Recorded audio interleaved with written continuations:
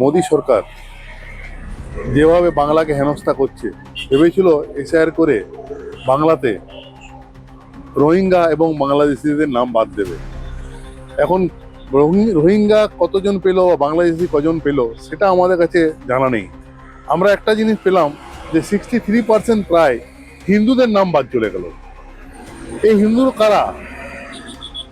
যাদের নিয়ে এত লড়াই করছে হিন্দুত্ব নিয়ে, যাদের নিয়ে বিজেপির এত লড়াই, তাহলে সেখানে দেখা গেল তারা অরিজিনালি কি লড়াই করছে হিন্দুদের জন্য, না সেই হিন্দুদের নামগুলোই বাদ দেওয়ার জন্য, বিশেষ করে যারা বাংলাভাষী বাঙালি তাদের নামগুলো বাদ দেওয়ার জন্য এই ধরনের এসআইআর করা হয়েছে। নির্বাচনে তো প্রভাব সাধারণ মানুষ তো বুঝতে পেরে গেল যে অ্যাকচুয়ালি ওনারা কোনো হিন্দুরও নয়, কোনো মুসলিমেরও নয়, ওনারা শুধু মানুষকে হেনস্থা করা এবং বাঙালিদিকে হেনস্থা করা, বিশেষ করে এই কাজই করে যাচ্ছে।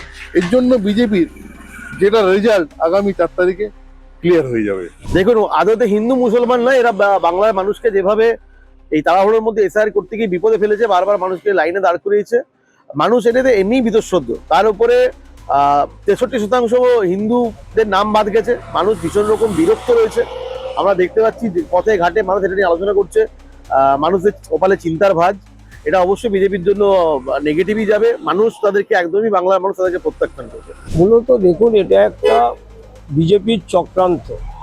যেন তার মুখে বাংলায় তারা ক্ষমতা দখল করতে চাচ্ছে, তাই তারা পরিকল্পিতভাবে এক একটা বিধানসভার বুথ ধরে ধরে যেসব জায়গাগুলো মানে তৃণমূল কংগ্রেসের ভোট ব্যাংক বেশি, সেই জায়গায় কি হিন্দু কি মুসলিম এটা পরিকল্পিতভাবে বাদ দেওয়া হচ্ছে। কারণ দেখুন, মানুষকে মেরে মানুষের প্রেম ভালোবাসা, মানুষের ভোট চাওয়া যায় না। মানে মানুষকে ভোটাধিকার থেকে বঞ্চিত করে মানুষের কাছে ভোট চাইবো, এটা কখনো হতে পারে না। মানুষ এটা ভালো চোখে মানবে।